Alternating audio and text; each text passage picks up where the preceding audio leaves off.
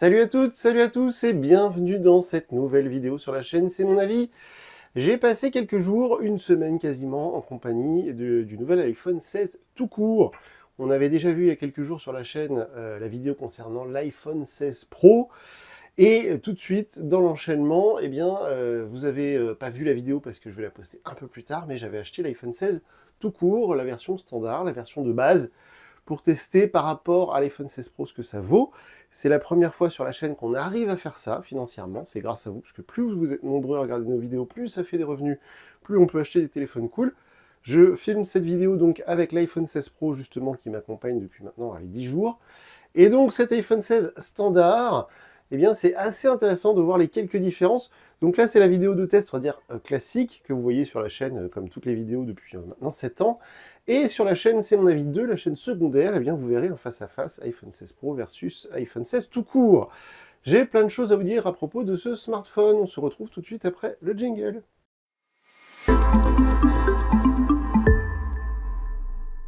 Alors cet iPhone 16, on va le dire de base, hein, c'est la version standard. Eh bien, il coûte 969 € chez nous en France. C'est beaucoup trop cher, on est bien d'accord. Alors, c'est vrai que historiquement, les iPhones chez nous ont toujours été vers les 800-900 €, en tout cas depuis plusieurs années. Mais là, cette année, pour la première fois, l'écart entre le 16 Pro et le 16 se réduit. Donc c'est pour ça vraiment que j'insiste là-dessus. On va commencer comme d'habitude par les points positifs, les choses que j'ai appréciées. Je précise que sous la vidéo, je vous mettrai une galerie Google Photos avec plein de photos que j'ai pu prendre avec cet iPhone 16. Et vous avez la vidéo de test de l'iPhone 16 Pro pour voir la même chose avec le 16 Pro, essayer de comparer si les photos sont un peu meilleures. Vous verrez qu'il n'y a pas grande différence. Et puis on terminera par les choses que j'ai à lui reprocher. Alors évidemment, on commence par le design comme d'habitude. Le design qui reste assez conventionnel, assez traditionnel. Mais il y a quand même une évolution, vous l'avez vu évidemment depuis plusieurs semaines un peu partout.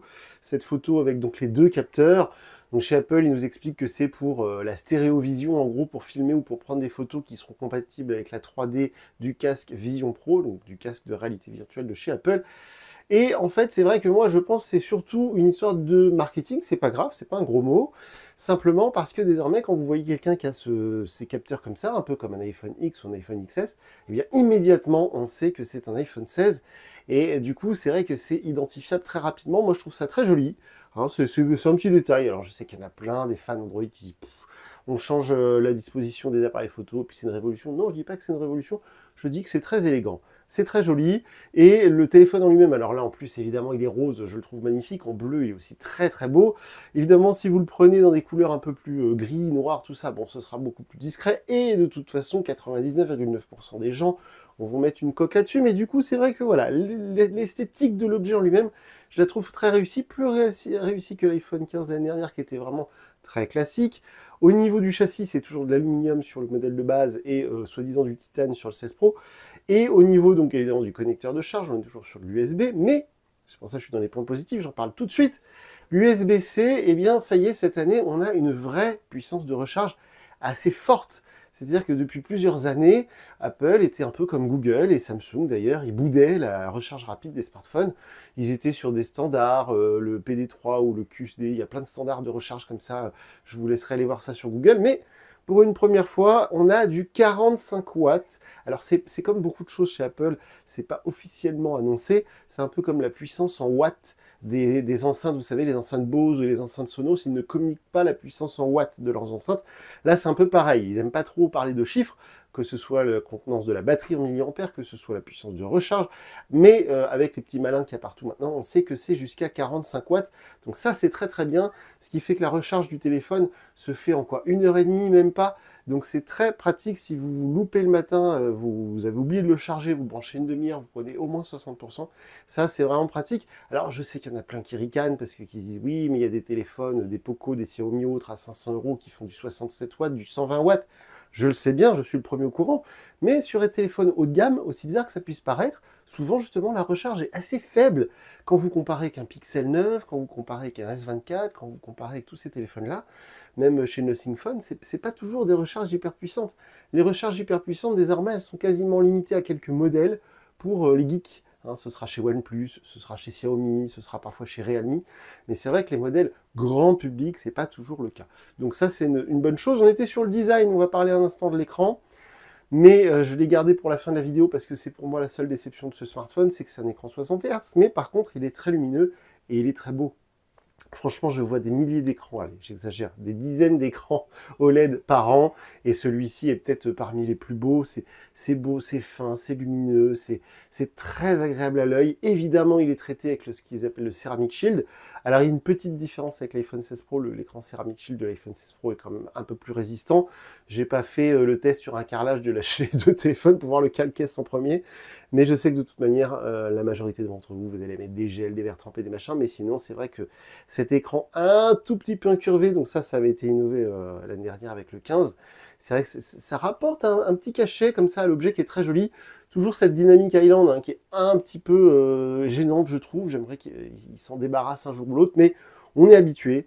Et une chose est sûre, c'est que sur l'aspect extérieur, sur le physique, sur l'objet en lui-même, c'est très très réussi, bien évidemment. C'est étanche, bien évidemment, vous avez le paiement sans contact, vous avez les haut-parleurs stéréo qui sont très puissants, donc tout ça, c'est le cas depuis plusieurs années. On a donc cette année une petite nouveauté, évidemment, le Wi-Fi 7, mais ça, c'est fait partie des détails techniques. On a pour la première fois cette année, le processeur est le même sur le 16 que sur le 16 Pro.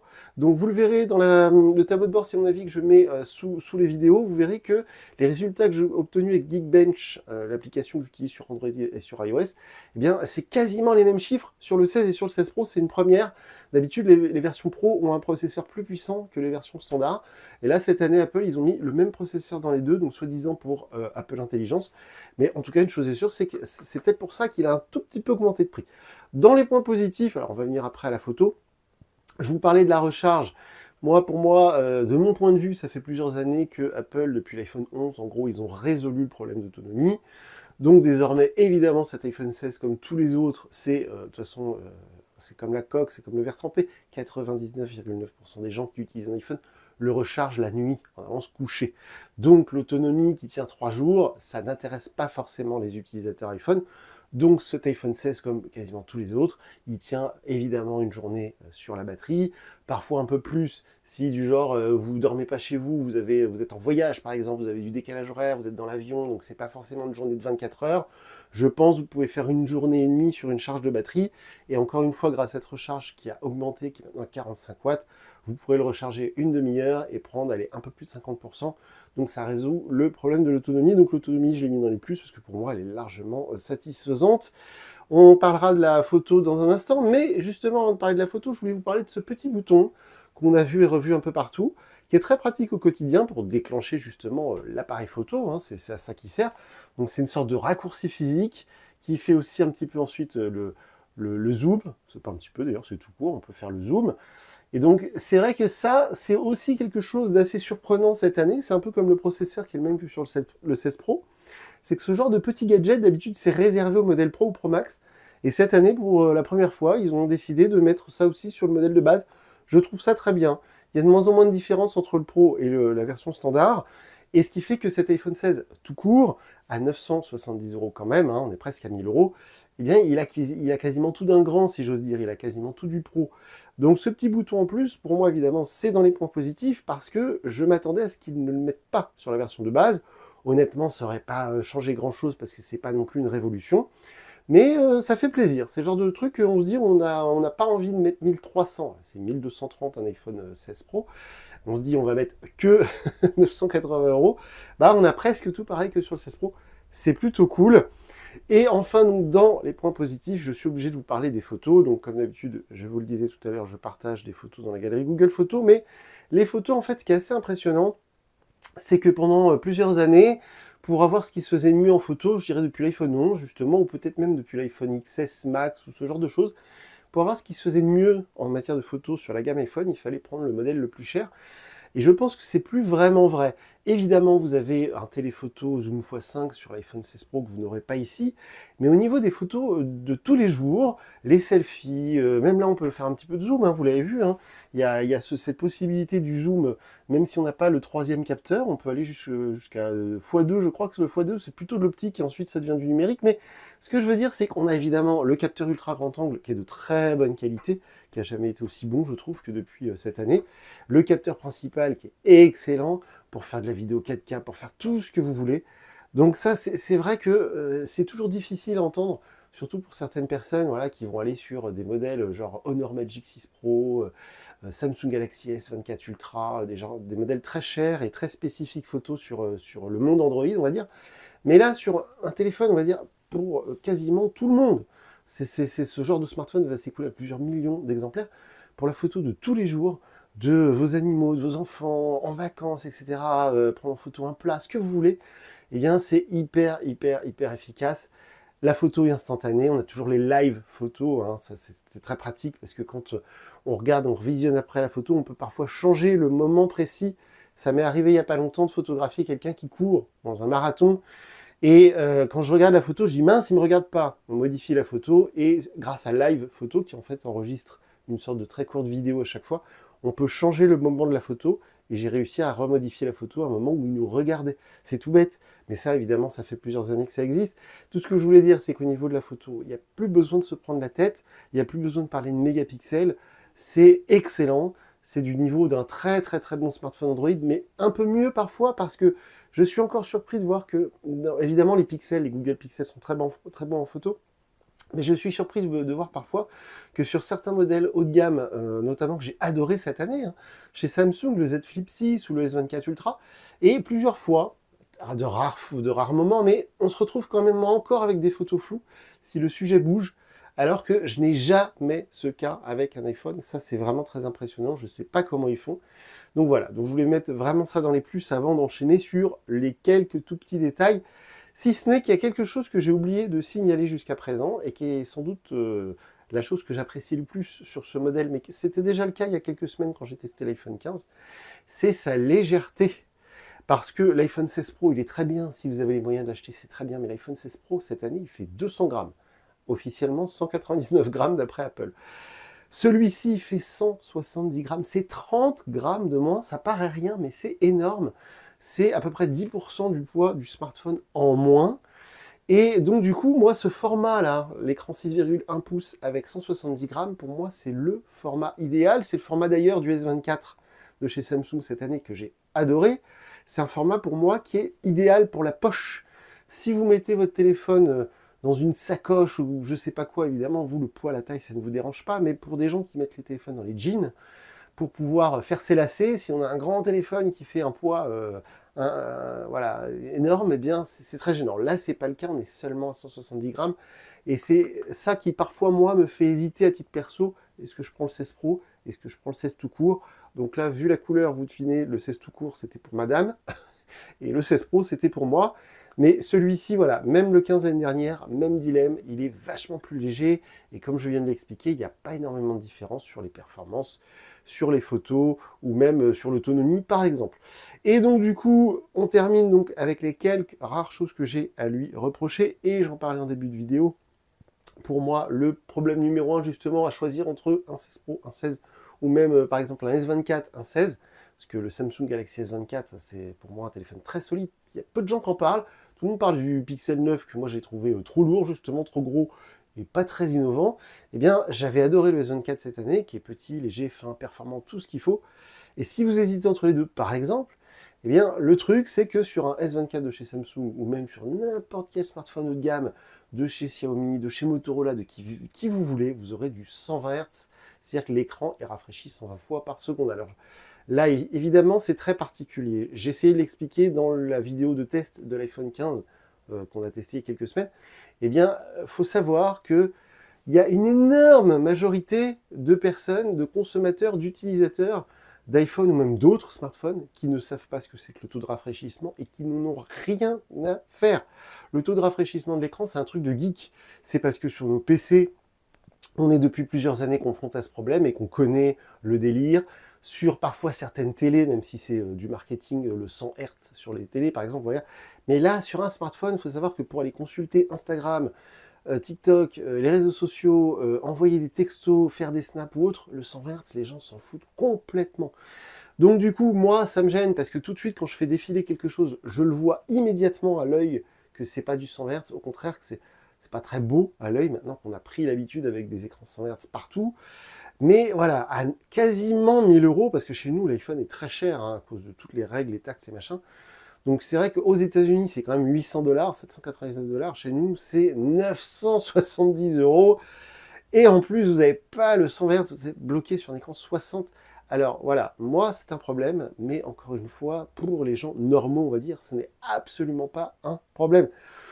Donc, mis à part ça, j'ai noté le tarif, qui évidemment pour moi est trop cher, mais ça c'est pas de la faute d'Apple, c'est plutôt de la faute de notre marché à nous, Européens, où les téléphones sont beaucoup plus chers que partout ailleurs. Il n'y a que Nothing, je ne sais pas comment ils arrivent à faire Nothing, il n'y a que eux qui arrivent à sortir des téléphones au même prix en euros en France, en dollars en Amérique et en livres au Royaume-Uni. Donc ça, je ne sais pas comment ils font chez Nothing Phone. Mais par contre, chez Apple, là, on a eu une grosse augmentation. On est quasiment à 1000 € maintenant, et donc ça fait un peu cher. Voilà, c'est vraiment les deux seules choses que j'ai à lui reprocher, parce que si je suis honnête sur tout ce qu'on teste habituellement sur un smartphone, que ce soit Android ou Apple, on s'en fiche, peu importe. C'est quoi? C'est la qualité de l'écran, elle est très bonne, même si évidemment il est rafraîchi que 60 fois par seconde. C'est évidemment l'objet en lui-même qui est très réussi, l'autonomie est très bonne, les photos sont excellentes, les performances sont excellentes, tout est là. Vraiment, tout est là. Il y a tout ce que je cherche actuellement sur un smartphone.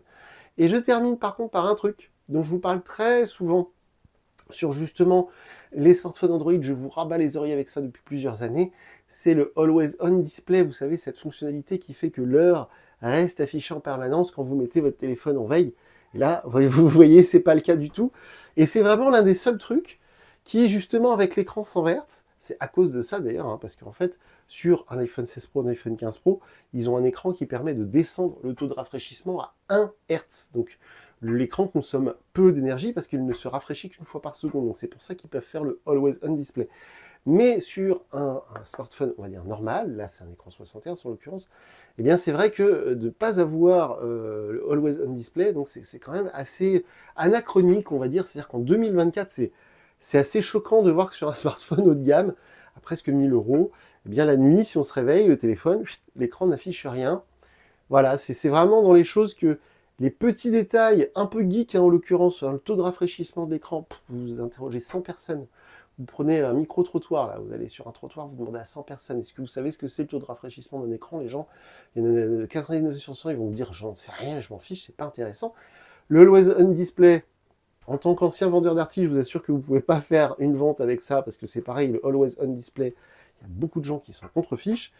Et l'écran, voilà, avec les bordures un peu épaisses, je n'en ai pas parlé, c'est des petits détails comme ça. C'est des petits détails dont la majorité des gens, franchement, n'accordent aucune importance. Donc c'est pour ça que malgré tout, je trouve que c'est un iPhone très réussi. On avait, moi j'ai l'habitude tous les ans maintenant d'être assez satisfait par les nouveaux iPhones. Le 14 était un peu gros, un peu lourd, un peu moche, bon. Mais voilà, cette année, je trouve qu'ils ont fait très fort. Si je devais lui donner une note sur 10, allez, on est à 9 sur 10 parce que c'est un excellent smartphone. Si vous avez les moyens de vous prendre un iPhone 16, vous ne pouvez pas être déçu. Si vous êtes un geek et si vous regardez beaucoup de vidéos tech et que vous connaissez tous les petits détails, les histoires de taux de rafraîchissement d'écran, les machins comme ça, pourquoi pas effectivement aller sur un modèle un peu plus perfectionné. Mais si vous êtes quelqu'un de normal, vous voulez juste un bon téléphone, qui effectivement j'en parle rarement, mais qualité d'appel, tout ça, aucun problème évidemment. Tout ce qui est lié à l'écosystème Apple, je ne vous ai même pas parlé d'iOS 18, mais iOS 18 est très réussi. Donc tout l'écosystème Apple est là. On n'a pas Apple Intelligence, mais on s'en fiche. Moi, je m'en fous d'une force d'Apple Intelligence. Donc pour moi, c'est vraiment un smartphone très réussi. Et je le conseille si vous regardez cette vidéo, parce que vous hésitiez à l'acheter, honnêtement, il est très réussi. Et ce que je trouve très drôle, j'en termine par là, sinon je pourrais en parler des heures, mais ce que je trouve très très drôle, c'est de voir tous les médias mainstream qui essaient de faire des vidéos putaclic. Oh, n'achetez pas l'iPhone 16, oh mon Dieu, oh là là, n'achetez pas, vous n'allez pas avoir... Mais Apple Intelligent, genre Siri, mais qui se sert encore de Siri? Je m'en suis pas servi depuis mon iPhone 4S, on s'en contrefout de pouvoir parler à son téléphone et lui demander d'enregistrer des rendez-vous. Donc voilà, donc Siri est là, Apple Intelligence arrivera peut-être plus tard. Une chose est sûre, c'est un très bon smartphone, il est très réussi et je le conseille à toutes et à tous. Comme d'habitude, si vous n'êtes pas d'accord ou si vous avez des commentaires, un point de vue différent, n'hésitez pas à vous exprimer, à l'exprimer, cet avis différent dans les commentaires sous la vidéo. Ils sont ouverts, c'est fait pour. On est présent sur les réseaux sociaux, je suis toujours enrhumé et ça commence à me fatiguer, je parle un peu du nez. Et je vous dis à très bientôt pour une nouvelle vidéo sur la chaîne. Salut!